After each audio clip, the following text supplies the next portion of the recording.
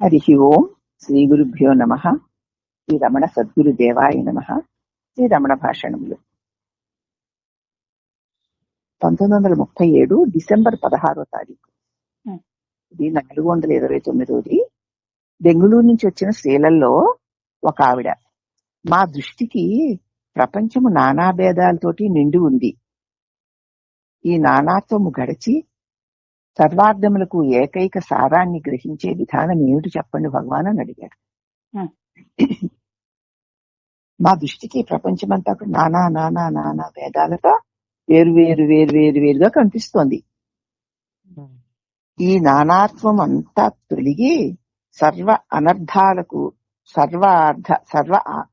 సర్వార్థాలకు ఏకైకమైన సారం ఏదైతే ఉందో దాన్ని గ్రహించేటువంటి విధానం మాకు తెలియజేయవలసింది అని అడిగింది ఆవిడ. అప్పుడు మహర్షుల వారు అంటున్నారు, ఈ నానాత్వం అంతా కర్తృత్వ భావన వల్ల, నేను ప్రత్యేకమైన ఒక వ్యక్తిని, నేను చేస్తున్నాను అన్న భావన వల్ల ఈ నానాత్వం కలుగుతోంది. కాబట్టి వేరుని లాగేస్తే ఫలాలన్నీ రాలిపోతాయి కదా. చెట్టు యొక్క వేరు లాగేస్తే మొత్తం వృక్షం అంతా కూలిపోతుంది కదా. కాబట్టి ఈ చేస్తున్న నేను అను భావన మానేయి. ఏది చేస్తున్నా నేను చేస్తున్నానన్న భావన మానేయి.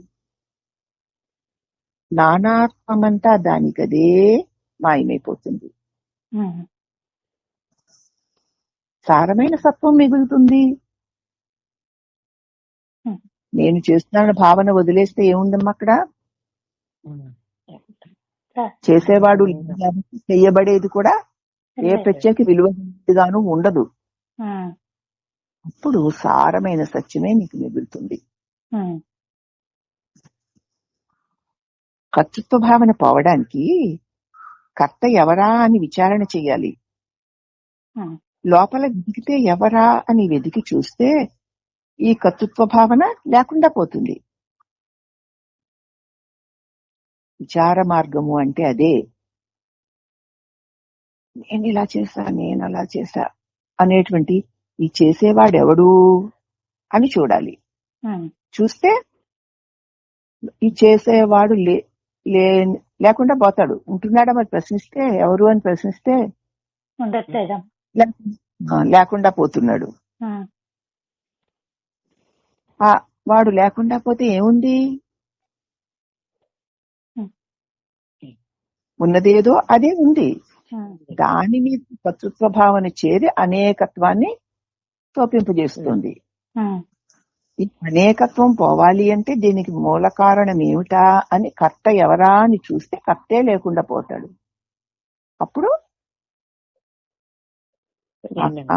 కర్త లేనటువంటి ఆ దివ్య చైతన్యం మిగులుతుంది. ఇదే విచారణ మార్గము అని చెప్పేసి విచారణ మార్గాన్ని గురించి బెంగళూరు నుంచి వచ్చిన స్త్రీలకి భగవాన్ తెలియజేశారు. హరి ఓం నమః.